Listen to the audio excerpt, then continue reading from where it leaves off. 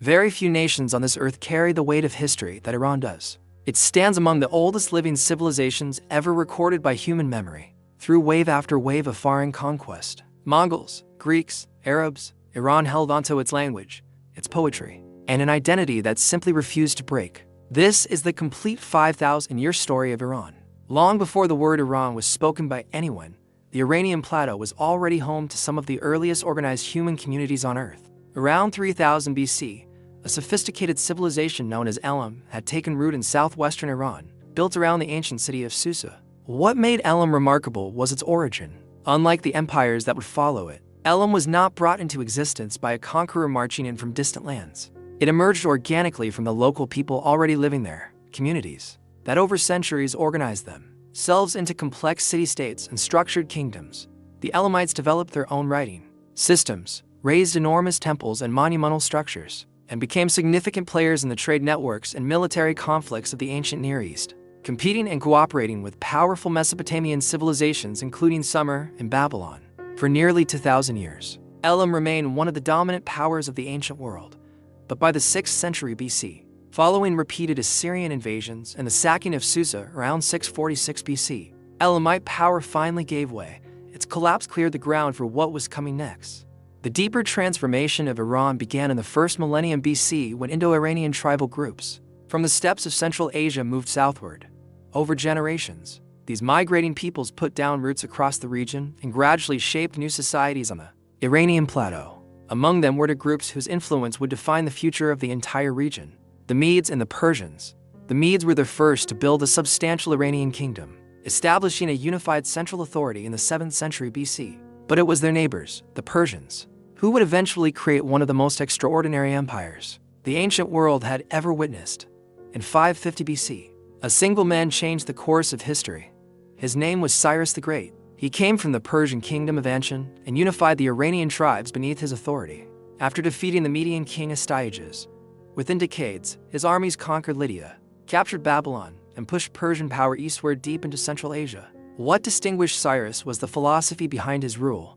He allowed local religions, customs, and ways of life to continue undisturbed. In 539 BC, he permitted the Jewish people to return to their homelands and rebuild the temples that had been destroyed. These principles were inscribed on the Cyrus Cylinder clay object, describing his commitment to restoring temples and returning displaced communities. Many modern scholars describe the Cyrus Cylinder as one of the earliest recorded expressions of human rights in history. Under Darius I, the Achaemenid Empire became the largest yet seen, stretching across approximately 5.5 million square kilometers. The Persians constructed an advanced administration, building the celebrated Royal Road and organizing their lands into provinces called satrapies. Their capital at Persepolis became a monument to imperial ambition, where ambassadors from Egypt, Greece, and India arrived with tribute. In 330 BC, the young Macedonian conqueror Alexander invaded Persia. Within 8 years, the Achaemenid Empire collapsed entirely. Persepolis was set ablaze, and Alexander declared himself the new ruler of Persia. After Alexander died, control passed to the Seleucid Empire. Greek culture spread widely, and the plateau became part of a Hellenistic world. Yet this foreign rule remained fragile. Iranian traditions and a distinctly Persian sense of identity continued to survive beneath the surface. By the middle of the 3rd century BC, a new Iranian power began gathering strength in the northeast, the Parthian Empire. The Parthian Empire became Rome's most formidable eastern rival, halting Roman expansion and maintaining control over the Silk Road. Into 24 AD, a Persian nobleman named Ardashir overthrew the last Parthian ruler and established the Sasanian Empire. Under the Sasanians, Zoroastrianism was declared the official religion, and Persian art, architecture, and scholarship entered a new flourishing period. The Sasanians fought grinding wars against the Roman and Byzantine empires for centuries, draining their economic and military resources. The final war ran from 602 to 628 AD, leaving both empires exhausted. Then, a new force arrived from the Arabian Peninsula. Beginning in the 630s, Muslim Arab armies advanced into Sasanian territory. In the decisive battles of Qadisiyah and Nahavan, the Persian military was defeated. The last Sasanian king, Yazdegerd III, fled eastward and was killed in 651 AD. With the fall of the Sasanian state, Iran gradually became part of the expanding Islamic world, fundamentally transforming its religious landscape. Yet even under Arab rule, Persian culture refused to disappear. The Persian language was revived in a new written form using Arabic script. Iranian scholars, poets, and scientists played a central role in what historians now call the Islamic Golden Age. Over the centuries that followed, various dynasties rose and fell. Among the most significant were the Seljuks, a Turkic dynasty from the Central Asian steppes. They initially served as military commanders for the Abbasid Caliphate, before establishing a vast Seljuk empire, bringing renewed political stability. Although the ruling class was Turkic, they adopted Persian culture wholesale. Persian became the language of administration, literature, and scholarship. But this stability did not endure. In the early 13th century, the Mongols arrived from the east with terrifying speed. Mongol forces swept across Iran, destroying entire cities and causing loss of life on a scale that was almost incomprehensible. Yet this catastrophe failed to sever Iran's cultural continuity. Hulagu Khan established a new ruling state known as the Ilkhanate. Over time, the Mongol rulers gradually absorbed the traditions of the lands they governed, supporting Persian scholars and artists at their courts. The real turning point came in 1295 when Ghazan Khan converted and declared Islam the official religion of the Ilkhanate. However, the Ilkhanate did not last. After the death of Abu Said Badr Khan in 1335, it began to collapse into rival factions. Iran once again fragmented into smaller states controlled by regional dynasties like the Jalarids and Muzaffarids. This period of fragmentation continued until the late 14th century when a new conqueror emerged from Central Asia. Timur first rose to power as a skilled military commander amid the political chaos that followed the breakup of the Mongol Chagatai Khanate. Through a combination of strategic alliances and relentless military campaigns, he defeated rival tribal leaders and established the Timurid Empire. Although his campaigns caused tremendous devastation, the Timurid period eventually became a remarkable era of cultural revival. Timur and his successors patronized Persian scholars, architects, and artists with extraordinary generosity. Cities such as Samarkand and Herat flourished as major centers of Persian literature, architecture, and scientific inquiry. However, the Timurid Empire gradually weakened during the 15th century as internal factions fought for dominance. Iran once again broke apart into smaller states ruled by competing dynasties and tribal confederations.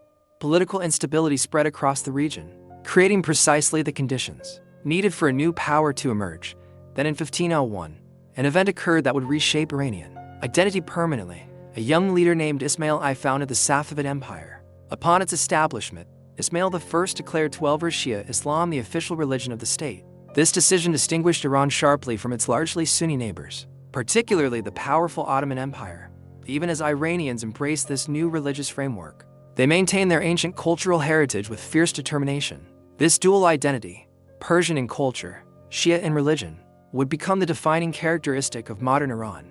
Under the Safavids, particularly during the reign of Shah Abbas I, Iran entered a period of extraordinary cultural and economic revival. The capital city of Isfahan was transformed into one of the most magnificent cities, celebrated for its grand mosques and public squares. Trade expanded, art and architecture reached new heights, and the Safavid state firmly established the foundations of a modern Iranian identity. However, by the early 18th century, Safavid power began to deteriorate due to internal corruption and mounting economic difficulties. This decline opened the door to invasion. For a brief moment, Nader Shah restored Iranian power in the mid-18th century. He launched a celebrated campaign into India and seized the wealth of Delhi.